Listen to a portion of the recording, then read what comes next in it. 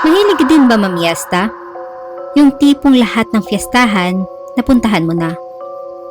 Pero, paano kung sa kakahabol mo sa lechon, may makain ka na hindi mo naman dapat makain? Bago natin ipagpatuloy ang kwento, mag-like at subscribe.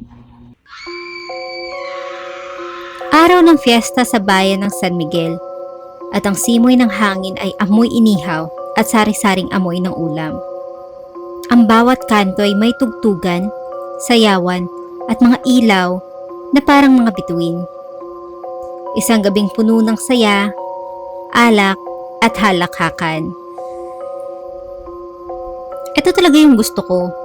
Yung very festive ang vibe at may excite ako kapag inisip ko ang pagkain. Pero sa mga ganitong fiesta, hindi mo alam kung ano ba talaga ang mga mangyayari. Tangay! Mabuhay ang San Miguel! Isa pa! Isa pa! Ay naku tita Bising, ang sarap talaga ng lechon nyo. Lalo na tong balat, very crispy and juicy pa. Aba naman, syempre. Fiesta to eh. Pinaghirapan ko yung buong gabi. Kumain ka lang iha, huwag kang mahihiya. Paano ba naman kasi, namiesta talaga ako dito sa tita ko. Oh, Tangay! Sa susunod, ako naman magpapalitsyon. Habang tumatagal ang gabi, lalong sumasaya ang mga tao. Pero sa kabilang dulo ng baryo, sa madilim na eskinita, may isang bahay na tahimik. Doon, may isang babaeng mataas ang lagnat, si Rosa. Anak, huwag ka nang bumangon. Mainit ka pa oh. Magpahinga ka muna. Hindi mo kailangang samahan ako dun sa fiesta. Nay, gusto kong sumama. Gusto kong tumulong sa'yo. Ang mag-inang Lilian at Rosa kasi ay mga tumutulong sa isang tindahan ng grocery store. At dahil fiesta, kailangan ng dagdag na tao. At bago pa man siya mapigilan ng ina, lumabas na si Rosa. Ang balat niya ay namumutla at ang mga matay parang wala ng buhay. At sa bawat hakbang, may kakaibang tunog ng paghinga. Parang may halong hingal. Sa plaza naman patuloy ang sayawan. Walang nakakaramdam ng kakaiba hanggang biglang naputol ang kuryente. Oy, brown out! Ikanagitnaan pa naman ng kanta. Sayaw na ako eh. Baka po nag-trip lang yung linya. Hanapin na lang kaya natin si Cap. Sos Mariosip, parang lamig bigla. Nararamdaman mo din ba yun, Lita? At sa ilalim ng liwanag ng buwan, sa gitna ng kalsadang puno ng papel di hapon, may isang aninong nakatayo. Si Rosa. Nakatitig, hindi gumagalaw, namumula ang mga mata at naglalaway.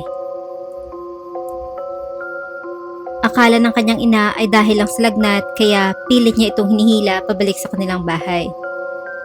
Ngunit parang kakaiba ang aura ni Rosa. Oh, si Rosa ba yun? Akala ko yung may sakit siya. Rosa, anak, ayos ka lang ba? Bakit parang... Huwag kang lumapit. Nagugutom ako. Huwag kang lumapit. Ha? Dali sa balay, may handa pa kami doon. Lilian, dalhin mo nga si Rosa sa bahay ng makakain. Ngunit pagtalikod ni Aling Bising, biglang inatake siya ni Rosa. Mabuti na lang, maaga pa mga tanod sa paghila sa kanya at paggapos kaya hindi niya nakagat si Aling Bising.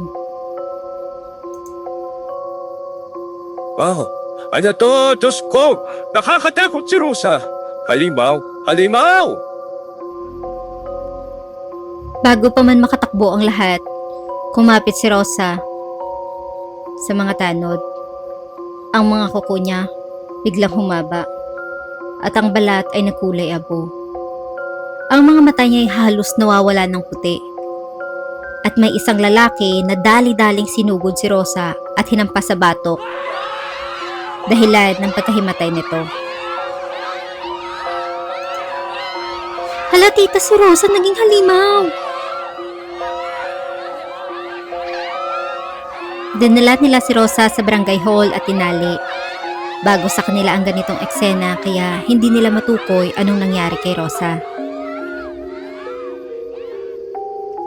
Kinabukasan, binalikan nila Aling Gising at Lita si Rosa sa barangay hall. Gising na to at namumugto naman ang mata ni Aling Lilian.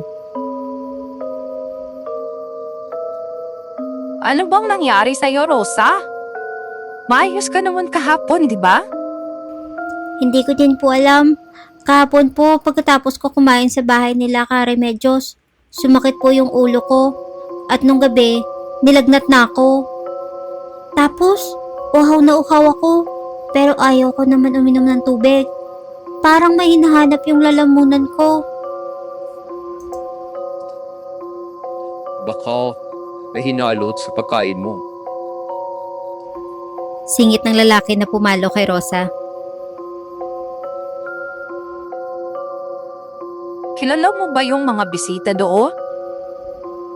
Hindi po lahat eh. Pero may ali po doon na nakatitig sa akin. Akala ko nga po, inuusog ako. Pero may dala naman po akong luya. At dahil gusto kong pirmahin ng lalaki ang nangyari, tinawag niyang lolo niya na albularyo. Iha, hindi mo ba pinataka ng kalamansi ang pagkain mo?